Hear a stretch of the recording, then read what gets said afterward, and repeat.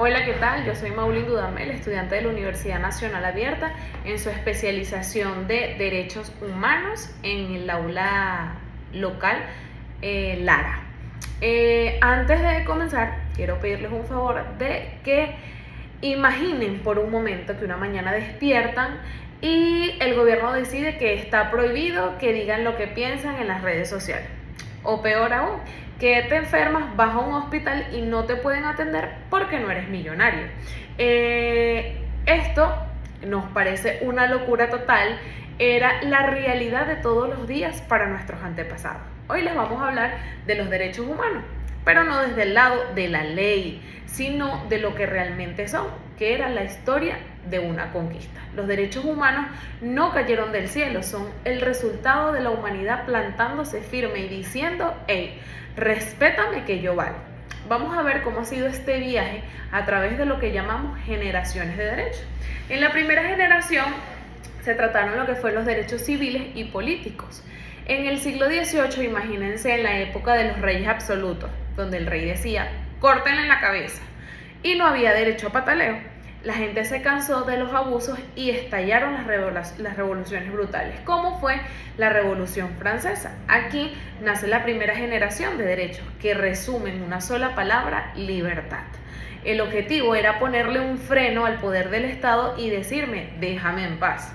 ¿Qué derechos se conquistaron aquí? El derecho a la vida, el que no te maten porque sí, el derecho a la libertad de expresión, de que tú puedas criticar al rey y no vayas a la cárcel, y el derecho al voto, el que tú puedas elegir quién te va a mandar. Un ejemplo podría ser, es como cuando creces y le dices a tus papás que la privacidad de tu cuarto, porque tus padres son el poder central, pero no pueden revisar tus cuartos sin tu permiso. En la segunda generación era como el ayúdame a estar bien. Aquí se trataron los derechos económicos, sociales y culturales.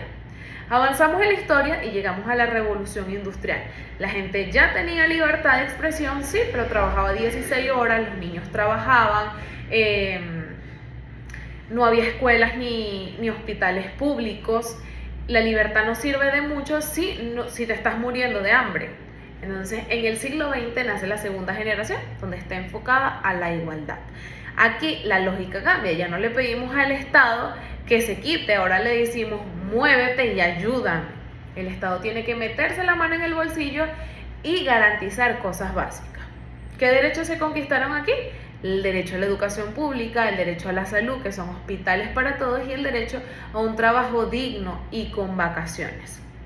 De nada te sirve de que tus papás te den permiso de ir a una fiesta, tal como lo conseguimos en la generación 1, ya teníamos la libertad, pero no hay ropa que colocarse, no hay dinero para el pasaje. La segunda generación busca darte los medios para que tú realmente puedas disfrutar la vida. Y en la tercera generación era como: cuidemos el vecindario. Aquí se trataron el derecho a la solidaridad de los pueblos, en el cual en la Segunda Guerra Mundial y con el miedo de que destruyéramos el planeta, nos dimos cuenta de que no bastaba solamente con salvar a un individuo, había que salvar al grupo. En los años 70 nace la tercera generación, que estaba basada en la solidaridad.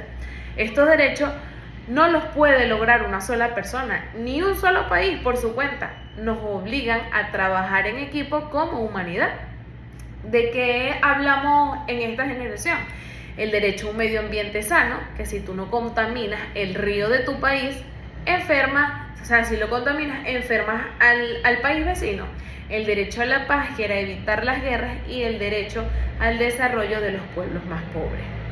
¿Qué ejemplo podríamos dar? De que es como vivir en un edificio en el cual tú puedes tener tu casa limpia, que ya lo habíamos logrado en la generación 1 y en la generación 2, pero si el pasillo comunal está lleno de basura o hay una gotera que nos afecta a todos, el problema ya es colectivo, hay que unirse para poder arreglarlo.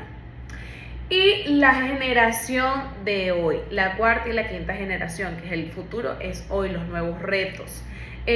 Aquí se tratan más que todo los derechos digitales y tecnológicos. Para la historia no se ha detenido allí. Hoy vivimos pegados a una pantalla y rodeados de inteligencia artificial. Esto ha traído nuevos peligros para nuestra dignidad y por eso están naciendo los nuevos derechos humanos. Hablemos de 3 retos del mundo real que seguro les suenan. El derecho al olvido digital. ¿Les ha pasado que meten el nombre de alguien en Google y sale un error que cometió hace 10 años? Por ejemplo, los nuevos derechos dicen que la gente tiene derecho a empezar de nuevo y que Internet lo olvide. Sus datos del pasado sí ya no son relevantes. El derecho a la desconexión laboral.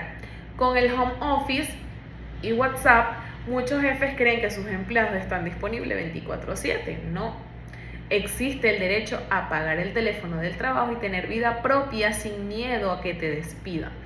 Y los neuroderechos, que es la última frontera, ya que existen tecnologías capaces de leer o estimular el cerebro para tratar enfermedades. Increíble, sí, cierto. Pero ¿qué pasa si en el futuro las empresas quieren usar eso para que pienses o manipular tus emociones? Los neuroderechos buscan blindar nuestra mente para que nadie pueda hackear nuestros pensamientos. Un ejemplo podría ser que antes poníamos candado a la puerta de la casa para que no nos robara, como fue en la primera generación. Hoy necesitamos candados digitales para que no nos roben la identidad, la privacidad o la tranquilidad mental. Para cerrar, quiero que nos llevemos esta idea. Los derechos humanos no son una lista de leyes aburridas que están guardadas en un cajón de la ONU. Los derechos humanos son como un músculo. Si no lo usamos y no lo defendemos, se atrofian. Hoy la lucha no es solo salir a marchar a la calle, también es defender nuestra privacidad en Internet. Exigir un aire limpio para nuestros hijos y no permitir que la tecnología los deshumanice. La dignidad humana es una sola, pero las formas de amenazarlas cambian con el tiempo. De nosotros depende que los derechos sigan evolucionando para protegernos. Bueno, muchísimas gracias. Espero que les haya gustado la dinámica de hoy, cómo fluyó. De verdad que me gustó mucho el tema y espero que nos podamos ver otra vez por acá. Muchísimas gracias.